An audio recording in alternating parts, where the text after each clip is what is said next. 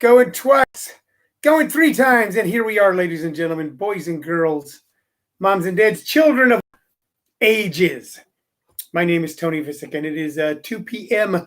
Monday afternoon Mountain Standard Time, and you are watching Living on a Thin Line with Tony Vicich. This is your daily distraction from all the anger, anxiety, and hoopla floating around in the world today.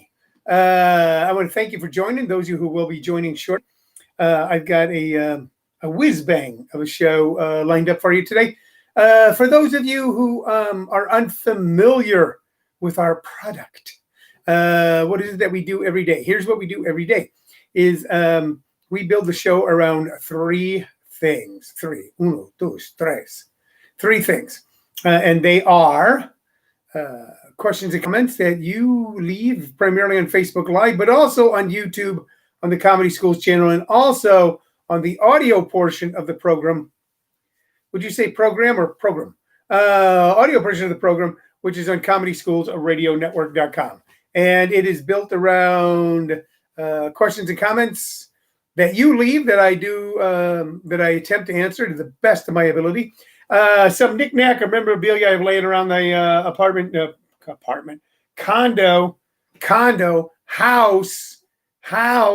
It's not an apartment. It's not a condo. It's a house. It's not a house. It's a home that I have here in the home office that I share with you, perhaps with a little bit of a story. And I recommend two artists or two pieces of music based on my vast vinyl album collection. What's happened since we spoke last, which was yesterday, about 24 hours ago? I had a wonderful day. I read a book called, I think it was The Wise Men. And it was about the people who were around Franklin Roosevelt during World War II and then shaped American foreign policy for the next 50 years or up until recently. The men who did that. And many of them served in government during World War II and were instrumental in organizing our government in a way that allowed us to be victorious in World War II. And I read a passage about one of them, I believe a man named James McCloy, who always felt guilty about World War II because he would have went and fought, but he was too old. And also his skill set was in a much more administrative level. And he was very helpful in bringing about the success of getting supplies, etc., to our military in Germany and in the Pacific Theater. But he always felt guilty because it was such an exciting time for him. He said he never felt more alive than he did during World War II because what they were doing mattered. What they were doing was important. What they were doing was immediate. Wise Men, Wiseman, 2 words, Kev Brown. The Wise Men. It's a pretty thick tone. And he felt guilty about it.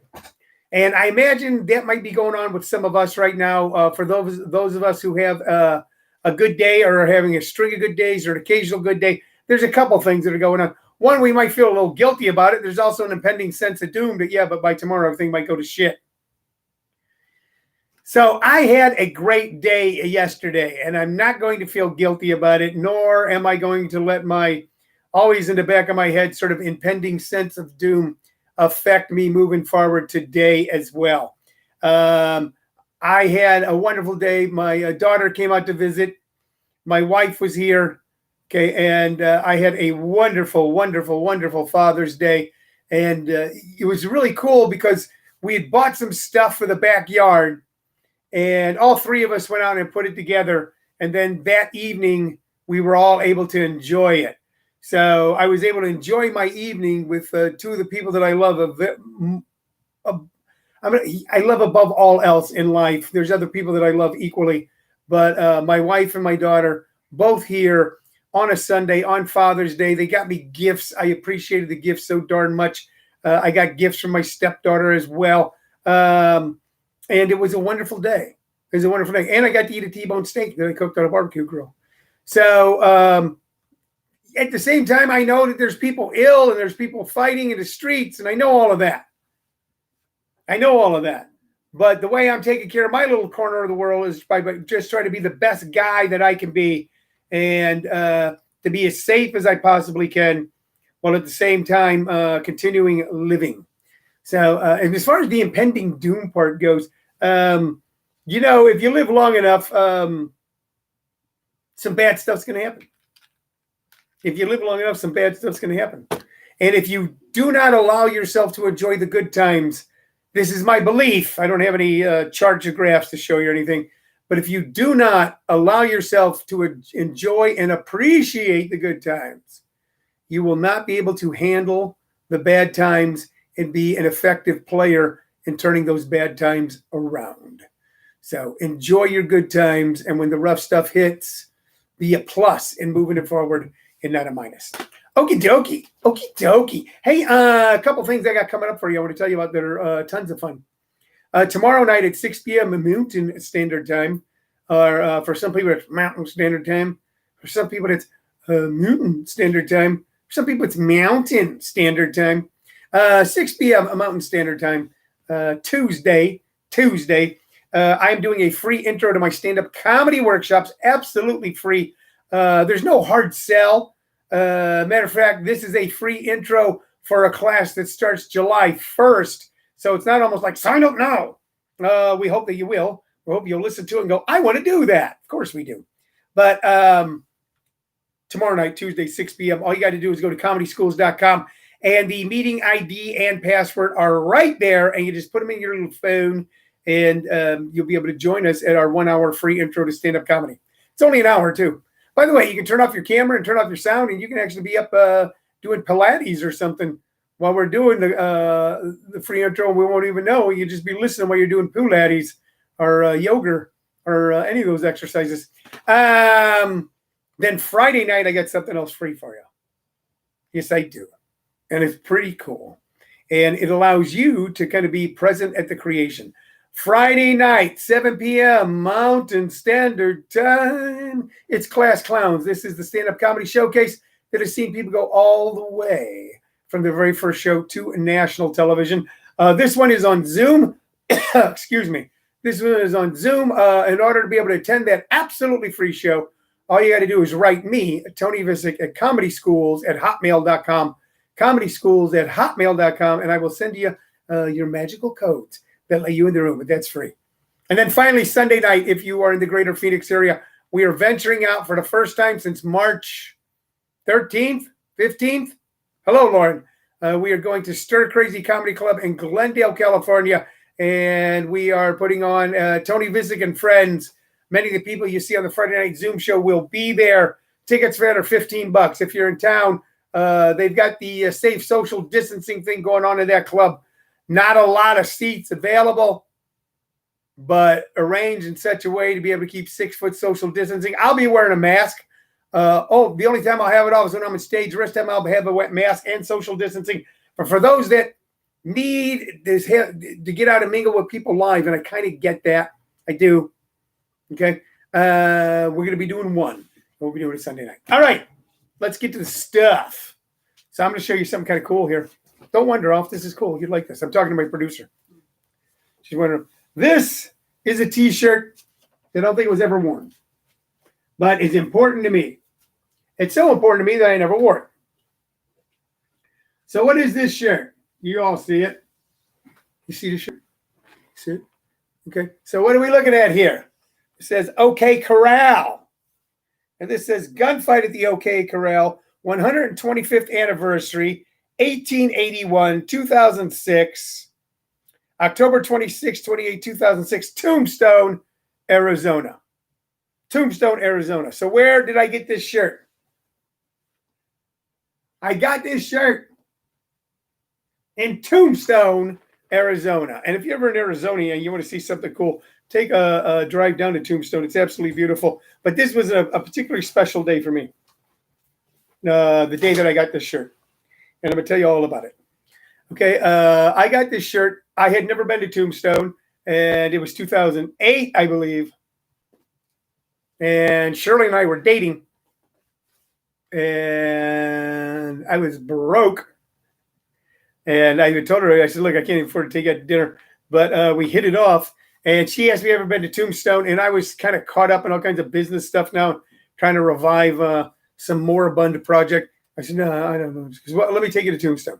And she took me to Tombstone, Arizona the very first time, and we had a great time. And she bought me this shirt. I said, look, I don't want you buying me a shirt. I'm not. And she goes, I want to buy it for you. It's a gift. And I'm so glad she did, because that was one of the trips that helped. It was one of the formative trips in her and I's relationship.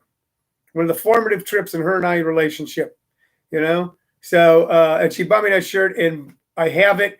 And every once in a while I can look at it and I can remember that trip, and I can remember the car ride in her car and staring out the window at all the wonder of the beautiful southern Arizona Sonoran desert landscape, at the cactus and the mountains, and how the terrain begins to change as you get down towards Tombstone, and falling in love with that part of Arizona and falling in love with her on that very day. So anyway, Tombstone's cool. You can stand right there where the whole gunfight took place. They do reenactments. I don't know if they're doing them right now. There's an exact replica pretty much of the town, like many of those wooden Western towns that had burnt down several times and was rebuilt. Tombstone was a silver mining town. And without getting into the history of it too deeply, the Earps and the Clantons both worked for different controlling business interests, silver and cattle. Silver and cattle, and that's what the real battle was all about. Who was controlling the area, the silvermen or the cattlemen. So that's why that shirt's special to me. And I'll tell you why that story is important today. And the story is important today because I met Shirley, my wife, the producer of the show, during one of the most sad, depressing episodes of my life. One of those things when everything seemed to be a shade of gray and there seemed to be no color in the sky. And that's when I met her. Okay. And I had a old man named Howard Polans who is loved and idolized by thousands of people. And I knew him personally. And I think that he's no longer with us. I had a little bit more complicated relationship with the guy because we also had a business relationship. But he told me one time during a similar time, he goes, Tone, he goes, you don't want to hear this now. And maybe you guys don't want to hear this now. But I'm going to tell you what Howard told me. I'm going to tell you what came to fruition on that during that time for me in 2008, when I went, wow, I'm a complete loser. Okay, I'm not going to be able to pull out of this one. I've gone off into a ditch too deep for me to be pulled out or winched out. That sometimes what seems like the worst day in your life is actually the best day in your life. Sometimes. Not every time, but sometimes. So when you're going through a tough time, you got to tell yourself, yeah, I'm going to be able to pull out of this. I'm going to be able to pull out of this. This too shall pass. This too shall change. By the way, I changed right before the show. I don't know if you can tell. I was swimming right before this, and I just went right to the pool to here. And damn it, I think I pulled it off pretty nicely. You know, no one can tell that I was just in a bunch of water. All right, let's talk about the music. Okay, let's get to music a little bit. I guess this is more of a boomer type show because most of the music I talk about is music from the 60s and 70s and 80s. Okay, but I've got other stuff. Jim Perry said he's so excited for Stir Crazy. I am too, Jim. I am too. Tell your friends, tell your neighbors, tell your pals you get to see Jim Perry on a good show with good performers, including me, Tony Vicich, this Sunday, June 28th. All right, what do I got here to show you? An important band throughout the 60s, into the 70s, definitely into the 70s. And then the lead singer going on to quite a career in the 80s was this band, Traffic. This is Traffic. And I don't think we've talked about Traffic a lot on this show, but Traffic was a trippy jazz rock band, probably one of, once again, those British progressive rock bands, all right, who had a sound like none other. Now, Steve Winwood and his brother started out with a group called the Spencer Davis Group, which was primarily based in the blues. All right, that's what it was based in. They had a big hit with a version of I'm a Man. I'm a man, yes I am, and I can't help but love you so. No, no, no. So then Steve went on to form his own group and put out some incredible stuff. And on this album which got a massive amount of FM radio play in 1973, 74, is, of course, Low Spark of High-Heeled Boys, Shootout at the Fantasy Factory, Uninspired, and Light Up or Leave Me Alone. 4 songs only. One song, 15 minutes and 10 seconds long. 15 minutes, Low Spark of High-Heeled Boys by Steve Winwood and Jim Capaldi. This band started out with a guitarist named Dave Mason, who then left the band and functioned primarily as a trio for most of its tenure. And oddly enough, of the trio, one of them was a saxophone player. So primarily a piano, drums, and a saxophone player. So, which was always kind of weird. Let me see here who I got here. Steve Winwood, vocals, guitar, piano. Roger Hawkins, drums. Jim Capaldi, vocals, percussion, drums. Barry Beckett on keyboards on this live album. But primarily, it was Stevie Winwood, the drummer, and Jim Capaldi that made up Traffic. And it's totally unique and so totally different. And go, wow, what were they doing back then? Their first big hit was a song called Dear Mr. Fantasy, which has an incredible bass riff that it opens with. And so many great songs open up with some sort of killer bass riff or some sort of bam, some sort of snare drum snap. This one with an incredible bass riff. But they moved on from there into very jazzy, obtuse sort of rock. So listen to Low Spark of High-Heeled Boys and tell me that it's not one of the most unique songs you've ever heard. Later on in the 80s, Steve Winwood kind of went back to his roots as kind of a blues rocker and had a great career in the 80s doing songs like Roll With It. So lasted for quite some time, which is a difficult thing to do in the world of rock and roll. These guys, their career was not as long as Steve Winwood's, but maybe made a greater impact for a while on a generation. Here it is, Steely Dan, Katie Lyde. Keep in mind, when I show you this stuff, it's to do one of two things, guys, one of two things. And that is either to get you to reacquaint yourself with something that you loved in the past that you may have forgotten about, which really can excite the senses and make us even more creative, or to explore something new that you don't know about without precondition. So this album was a huge one for Becker and Fagen. By the way, on this album, so Walter Becker and Donald Fagen made up Steely Dan. They were one of the strangest bands in the world because they rarely toured, if at all. Okay, toured a little bit initially. They were primarily a studio band with that put out hit after hit after hit with a unique sound that had a constantly interchanging group of musicians joining them.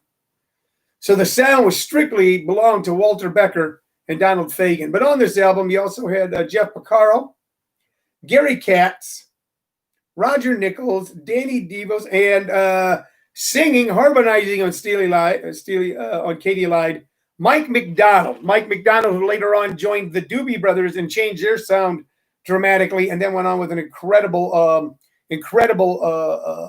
solo career. Here's a personalness thing.